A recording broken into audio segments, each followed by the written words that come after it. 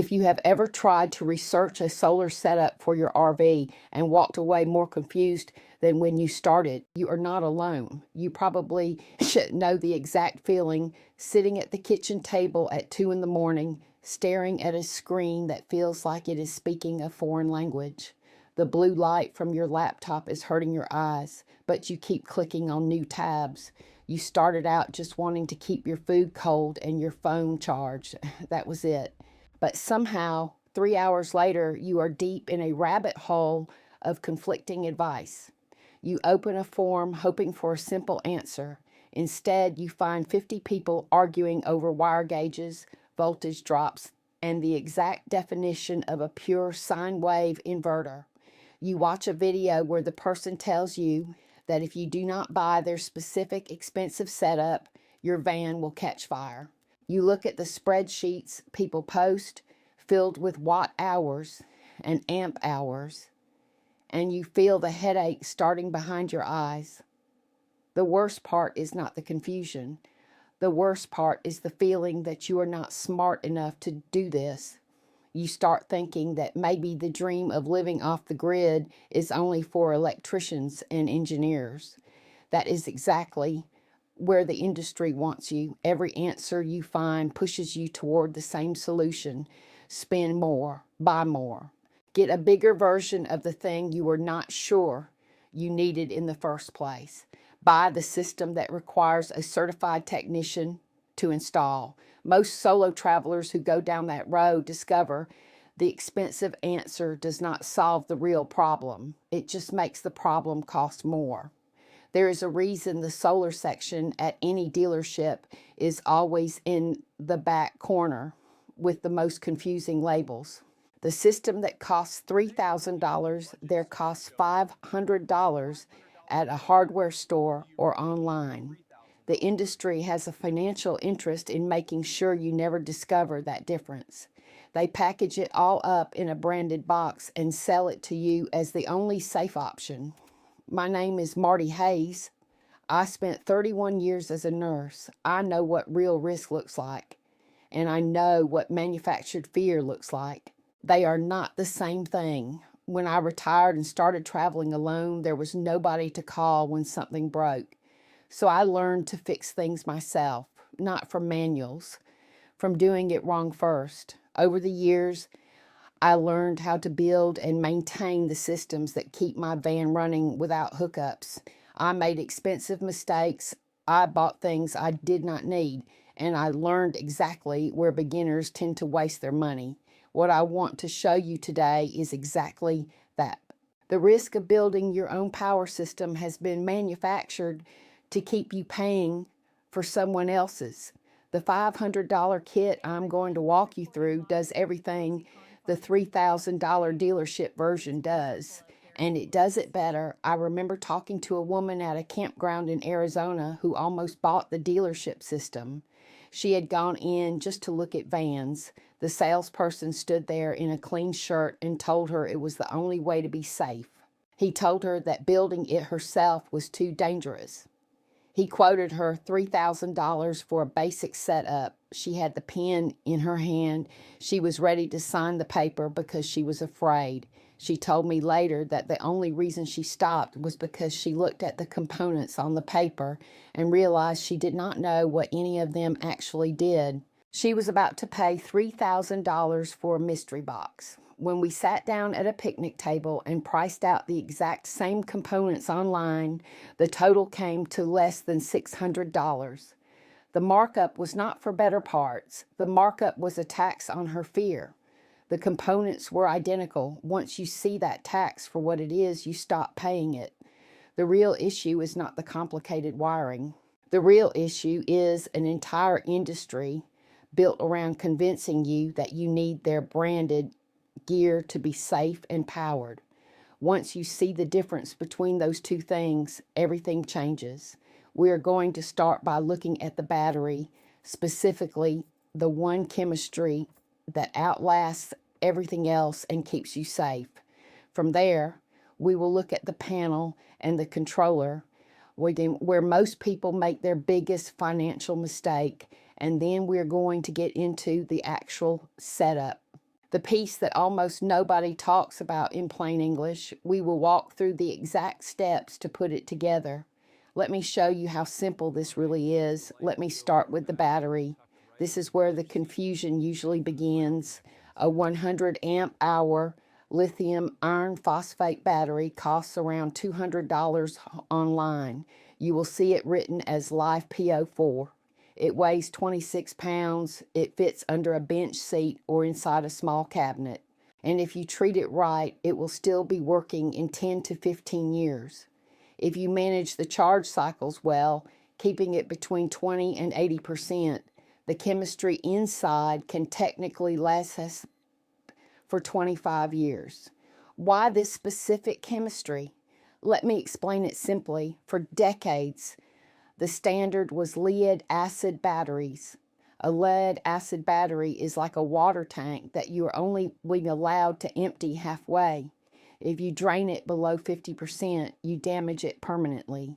You buy 100 amp hours of power, but you are only allowed to use 50. Lithium iron phosphate changes all of that. You can drain it down to 20%, even 10%, without hurting it. It gives you almost double the usable power for a fraction of the weight, and it is incredibly stable. It does not off-gas toxic fumes. You can sleep right above it without worrying.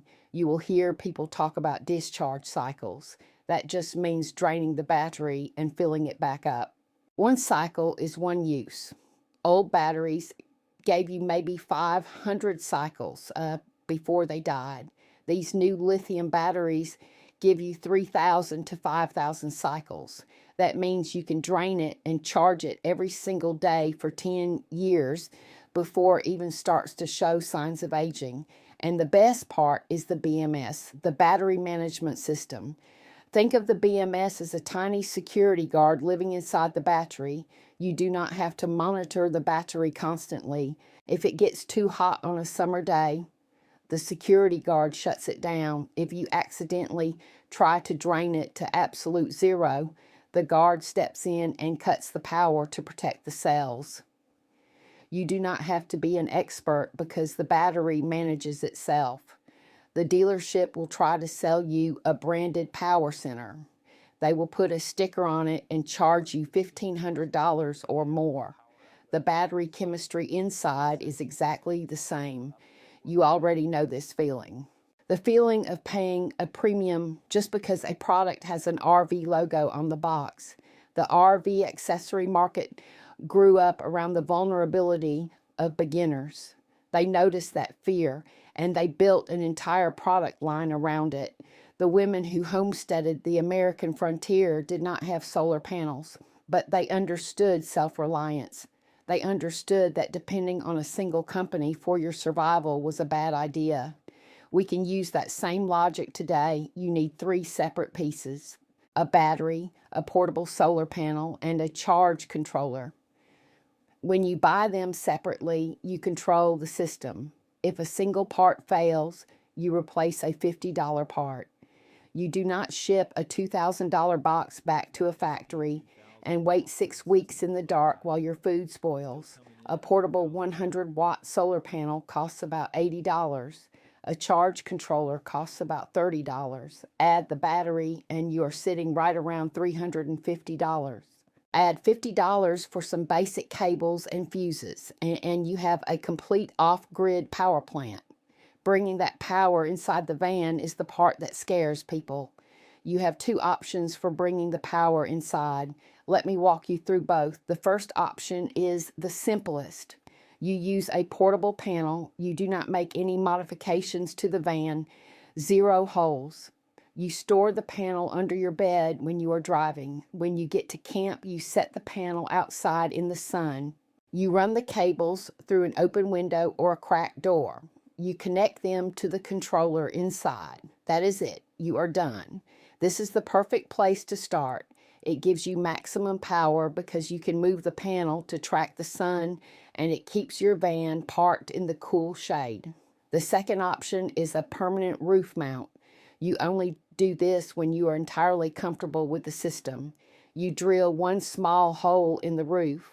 You cover that hole with a piece of plastic called a cable gland. It costs $10 and looks like a plastic turtle shell. You run the wires through it. Then you seal the edges with self-leveling lap sealant. It creates a waterproof seal that will never leak, but you do not have to start there. That level of interchangeability is crucial when you are far from home. You are not buying a brand, you are buying power, pure and simple. Let me pause here because I know exactly what you are thinking. You are looking at these three parts and thinking about wires. You are thinking about electrical fires. You are thinking you do not have an engineering degree. How many times have you talked yourself out of doing this because of the technical fear? Twice. Every time the idea came up, the system we just built removes that excuse completely. But here's the hard part. The hard part is not the wiring.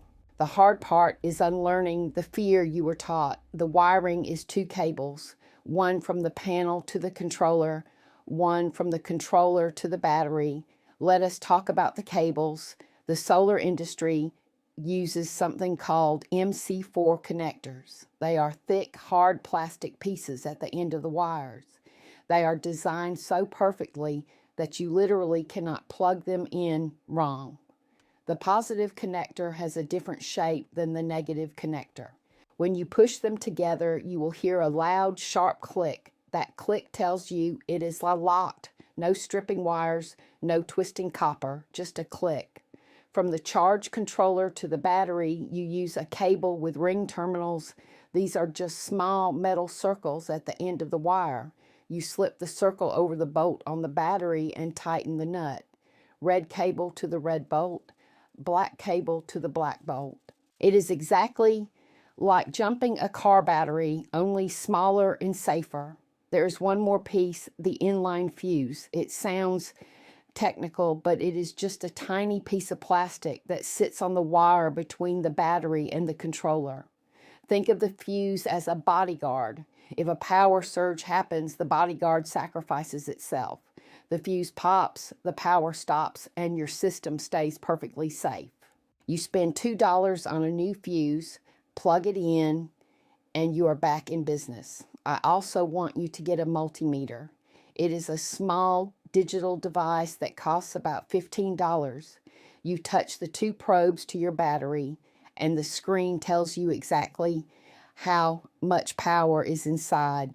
You do not need to understand complex electrical theory. You just read the number on the screen. Keep it in a drawer. It will give you absolute peace of mind. That is the whole system. Let me walk you through exactly how you put it together. Start here. The battery goes under the bench seat or inside a cabinet. That is its home. Now the fuse. Clip it to the positive terminal on the battery. Run the wire from the fuse directly to the battery input on the charge controller. Next, run the negative wire from the battery to the controller. The controller is now awake. This is the moment. I grab the cables from the solar panel, plug them into the solar input on the controller. You will hear the click. Set the portable panel outside in the sun, or if you went with the permanent route, it is already on the roof. Check the display on the controller. See that number? That is the sun working for you. Grab your multimeter. Touch the metal probes to the battery terminals to confirm the voltage. Finally, plug in your first load, a phone charger, a fan, your 12-volt fridge. That is it. 9 steps, the whole system. You are done. The battery fills up quietly, but here is the thing nobody mentions about RV solar. The real problem is not generating power. The real problem is managing what you plug into it. Once you see this, you cannot unsee it. People buy massive, expensive systems because they want to run a microwave or an air conditioner in the desert. You do not need a microwave. You need cold food. You need a charged phone. You need a fan at night. When you scale your needs down, the $500 kit suddenly powers everything you actually need. You stop running your appliances on regular household alternating current.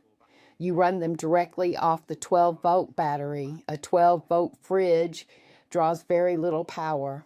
Your phone charges on USB. Your fan runs on 12 volts.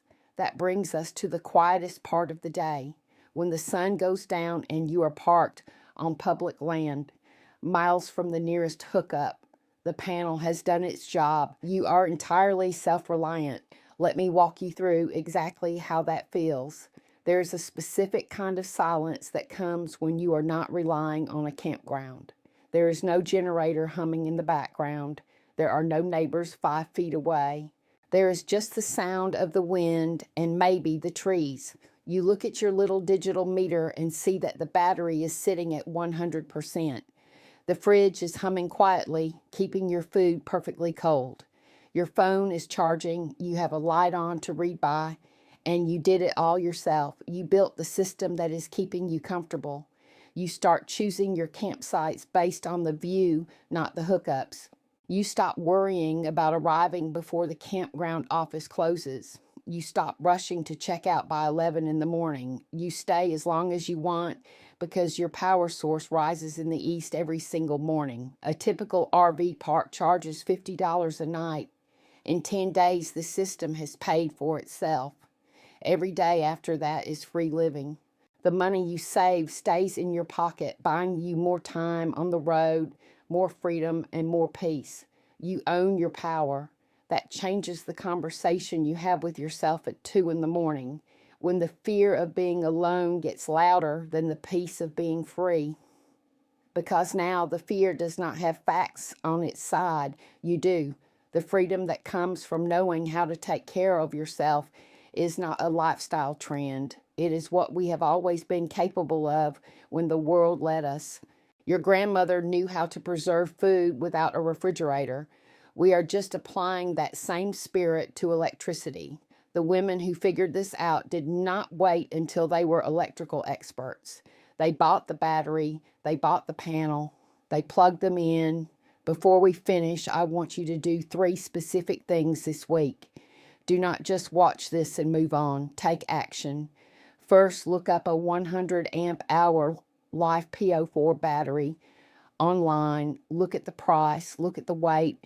See for yourself that it is not a $3,000 piece of equipment. Second, figure out exactly what you absolutely need to power. Write it down. A fridge, a fan, a phone. Keep the list short. Finally, measure the space under your bed or your bench seat. See the physical space where your power plant is going to live. It is smaller than you think. Bringing it into reality takes the fear away.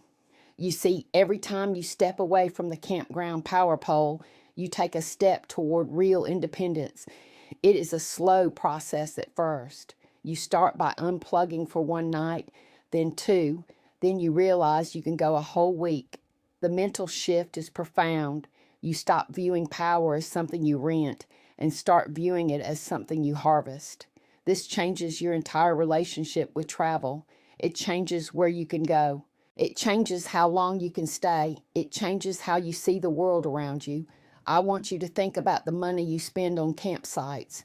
$50 a night adds up to $1,500 a month. That is a mortgage payment for a spot of dirt and a power plug. When you eliminate that cost, you eliminate the pressure to constantly move. You can sit still. You can watch the seasons change. You can read a book without feeling like the meter is running. This is the secret the RV industry does not want you to know. The secret is that the most expensive way to travel is the way they sell it to you. The cheapest way to travel is the way you build yourself. The next step is small, smaller than you think, and it belongs to you. You do not have to have the whole trip planned out. You just have to build the system, not with a perfect plan, with 1 step. Now, everything we talked about today assumes you already know the one mistake most beginners make when plugging in a 12-volt fridge. We are covering that in the next video, and it is going to change how you store food off-grid completely.